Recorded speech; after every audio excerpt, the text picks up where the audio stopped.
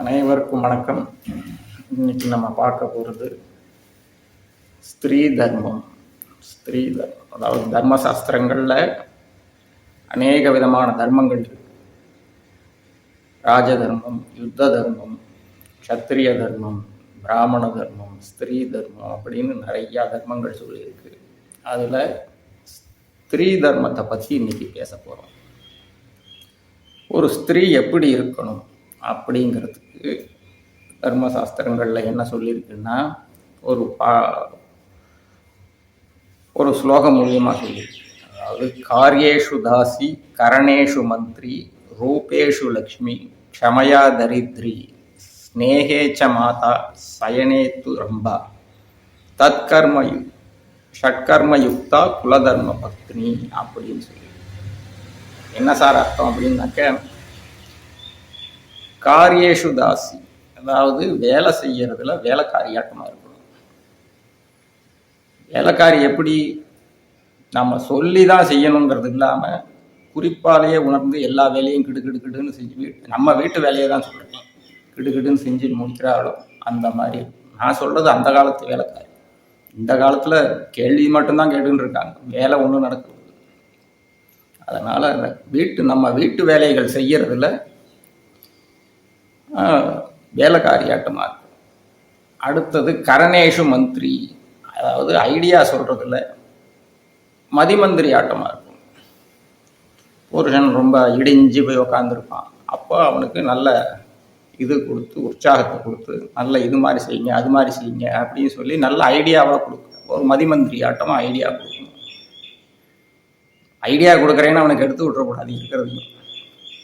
அதனால் நல்ல ஒரு ஐடியாவாக கொடுக்குறவா ஒரு குலதர்ம பத்னி. அடுத்தது ரூபேஷு லக்ஷ்மி, அதாவது பார்க்கறதுக்கு லக்ஷ்மிகரமாக இருக்கணும். அதுக்காக இருக்கிற நகையெல்லாம் வாரி போட்டுருந்து ஒரு 2 இன்ச்சு பவுடரை மூஞ்சில பிண்டு அப்படியெல்லாம் இருக்கக்கூடாது. நீட்டாக ஒரு முகத்தை கழுவிட்டு ஒரு லேசாக பவுடரை போட்டு ஒரு குங்குமம் வச்சுண்டு ஒரு புடவை இதை கட்டிண்டு ஒரு மல்லிகைப்பூ, முகத்தில் எப்பவும் சிரிப்பு இருக்கணும்.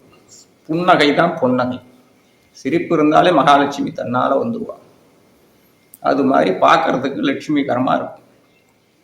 எப்போ பார்த்தாலும் சிடுன்னு விழுந்துட்டே இருந்தாக்கா அங்கே லட்சுமி வரமாட்டா, அவள் அக்கா தான் வருவாள். அதனால் பார்க்கறதுக்கு ரூபேஷு லக்ஷ்மிங்கிறதுக்கு அதுதான் மீனிங். க்ஷமயா தரித்ரி, அடுத்தது தரித்ரின்னா நீங்கள் ஒன்றும் பயப்பட வேணாம். அதாவது பூமாதேவிக்கு இன்னொரு பேர் தரித்ரின்னு பேர். பொறுத்து கொள்வதில் பூமாதேவி மாதிரி இருக்கணும். இப்போ புருஷன் வீட்டில்னாக்கா எத்தனையோ பேர் இருப்பாங்க, மாமியார், மச்சனர் இப்படின்னு எத்தனையோ பேர் இருப்பாங்க. அவங்கெல்லாம் எல்லாருமே ஒரே மாதிரி இருப்பாங்கன்னு சொல்ல முடியாது. அவங்க எது சொன்னாலும் சரி பொறுத்துண்டு போகும். எதுக்கு பூமாதேவியை சொல்லியிருக்குன்னா, அந்த வள்ளுவர் கூட சொல்றாரு, அகழ்வாரை தாங்கும் நிலம் போல தன்னை இகழ்வார் பொறுத்தல் தலை. பொறுத்து கொள்வதில் தன்னை வெற்றவன் கொத்தவன் அவனை கூட பொறுத்து கொள்கிறது இல்லவா பூமாதேவி, அந்த மாதிரி பொறுத்துக்கொள். பொறுமையின் சிகரமா இருக்கணும்னு சொல்றது. சமயாதரி ஸ்நேகேச்ச மாதா, அடுத்தது நம்ம குழந்தைங்களுக்கு தான் நம்ம அம்மாவா தாய் என்பதெல்லாம் காட்டணுங்கிறது இல்லை. பக்கத்து வீட்டு குழந்தைங்களுக்கும் பக்கத்து வீட்டில் இன்னும் நம்ம பழகிற எல்லாரோடையும் தாய் அன்போடு பழகணும் அப்படிங்கிறது தான் அதுக்கான மீனிங். ஸ்நேகேச்ச மாதா, மற்றவங்களோட ஸ்நேகமாக, தாய் அன்போட ஸ்நேகமாக இருக்கணும் மற்ற எல்லாரோடையும். சயனேத்து ரம்பா, அது சொல்லவே வேண்டாம். சயன அறையில் புருஷனுக்கு ரம்பையாட்டமாக ஜொலிப்பா அப்படிங்கிறது. இதுதான் ஷட்கர்மயுக்தா குலதர்ம பத்னி அப்படின்னு சொல்லி தர்மசாஸ்திரங்கள் சொல்றது. இதில் ஒவ்வொரு பெண்மணிகளும் எவ்வளோ இந்த ஆருக்கு எவ்வளோ மார்க் போட்டுக்கிறதுங்க அவங்ககிட்டயே விட்டுடுறோம், இல்லைன்னா அவங்க கணவர்கள்கிட்ட விட்டுடலாம். சரி, இப்படி இருந்தாக்க சரி, இப்படியெல்லாம் ஷட்கர்ம குலதர்ம பத்னியாக இருந்தோம்னா என்ன அட்வான்டேஜ், என்ன யூஸு, இதுதான் முதல்ல கேட்குறது. இப்படியெல்லாம் இருக்கிறதுனால என்ன அட்வான்டேஜ் அப்படின்னு கேட்பாங்க. அதாவது நம்ம இந்து மதம் தான் பெண்களுக்கு மிகப்பெரிய ஸ்தானத்தை கொடுத்துருக்கு. ஆனால் அவங்களுக்கு சில கடமைகள் இருக்கிறது. அந்த கடமைகளை தான் இப்போ நான் சொன்னது. அந்த கடமைகளை அவங்க நிறைவேற்றினாக்க அவங்களுக்கு ஈடு அவங்களே, அதாவது அம்பாளுக்கே சமமாக கருதப்படுகிறார்கள் அப்படிங்கிறது தான் உண்மை. அவன் புருஷன் எப்படி வேணா இருக்கட்டும், ஆனா இவ தன்னுடைய ஒழுக்கத்திலையும் சரி, தன்னுடைய குண நலன்களையும் சரி, இந்த மாதிரி எல்லாம் தர்மசாஸ்திரம் சொல்ற பிரகாரம் இருந்தோம் அப்படின்னு சொன்னாக்க, அவ புருஷன் சொர்க்கத்துக்கு மோட்சத்துக்கு போறானோ இல்லையோ, இவ முதல்ல அங்க போய் நிற்பான். இகம் பரம் இரண்டுக்குமே ரொம்ப சகாயமாக இருப்பது இந்த தர்மசாஸ்திரம் பிரகாரம் போறது தான் அப்படிங்கிறத மனசுல வாங்கிக்கணும்.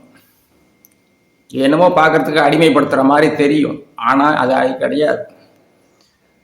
நம்மளுடைய ஹோம் டிபார்ட்மெண்ட்டை நம்ம தான் மேனேஜ் பண்ணணும். நம்ம அந்த அதில் எந்த ஒரு வேலை இருந்தாலும் நம்ம தான் செய்யணும். அப்படி இதில் ஈகோ பிரச்சனைங்கிறதே கிடையாது. இதனால தான் நிறையா இன்னைக்கு குடும்பங்கள்லாம் சரி போய் ஈகோ பிரச்சனை தான் இன்னைக்கு ரொம்ப ஜாஸ்தியாக இருக்கு.